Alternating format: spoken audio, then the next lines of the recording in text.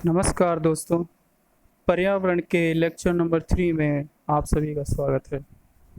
जैसा कि पिछले लेक्चर में हम लोगों ने मानव द्वारा पर्यावरण पर पड़ने वाले प्रभावों का अध्ययन किया था, जिसमें प्रत्यक्ष और अप्रत्यक्ष प्रभावों को हम पढ़ रहे थे। जैसे प्रत्यक्ष प्रभावों को हमने पढ़ लिया था। आज हम डिस्कस करते हैं अप्रत्यक्ष प्रभावों को। देखिए, अप्रत्यक्ष प्रभाव क्या होते हैं? जिनका सीधा इम्पैक्ट किसी व्यक्ति पर नहीं पड़ता या फिर किसी वस्तु पर नहीं पड़ता। कहने का मतलब ये है कि जब कोई कार्य किया जाता है तो उसका सीधा प्रभाव न पड़कर धीरे धीरे मंद मंद तरीके से वह प्रभाव इकट्ठा होता रहता है, और कुछ समय बाद वह प्रभाव जब अधिक हो जाता है, असहनीय हो जाता है, तो वह प्रभाव दिखने लगता है। इसी प्रभाव को हम अप्रत्यक्ष प्रभाव कह सकते हैं।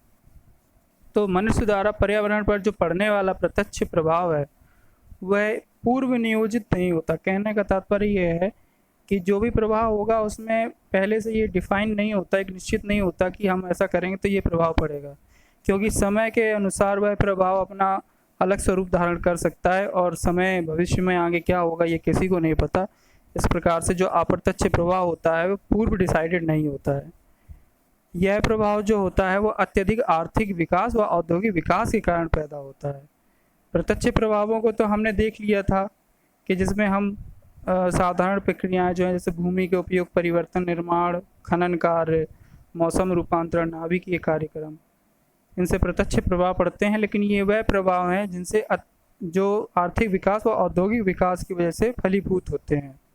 तो अप्रत्यक्ष प्रभाव के सबसे बड़े कारण यही कारण है।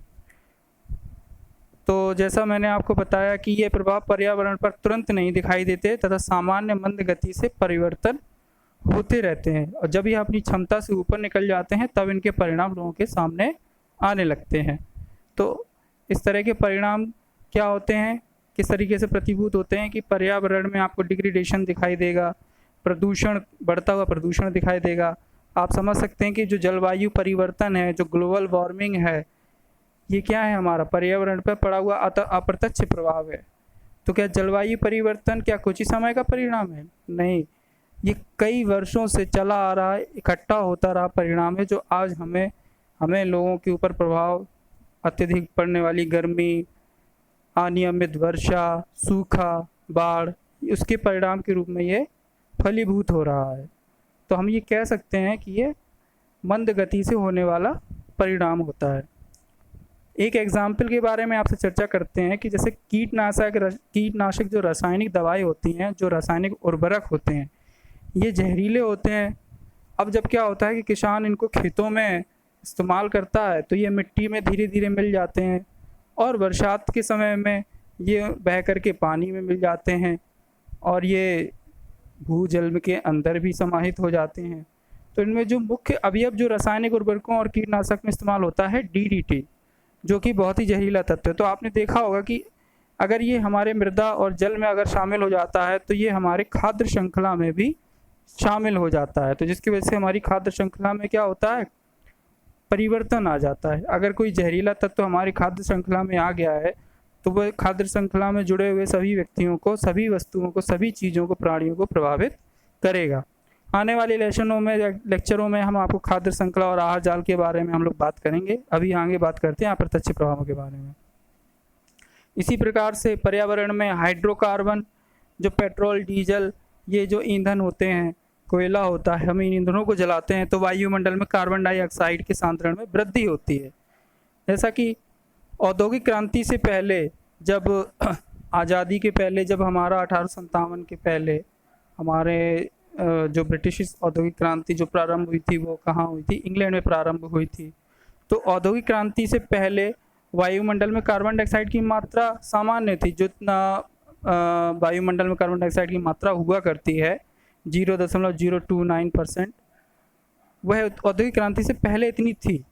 परंतु औद्योगिक क्रांति होने के बाद, जिस प्रकार से हम सभी जानते हैं कि अंधाधुंध पेड़ काटे गए, कोयलों का उत्खनन हुआ, ऑयल की खोज हुई, तो औद्योगिक क्रांति में इन सब चीज़ों का महत्वपूर्ण योगदान रहा। तो इनकी वजह से क्या हुआ कि वर्तमान समय में वायुमंडल में CO2 का सांद्रण स्तर लेवल बढ़ गया है, जो बढ़कर 7-9% तक हो गया है। और यह औद्योगिक क्रांति के पूर्व जो CO2 का स्तर था उसके 25% से ज़्यादा हो गया है। उसका मतलब 25% बढ़ गया है।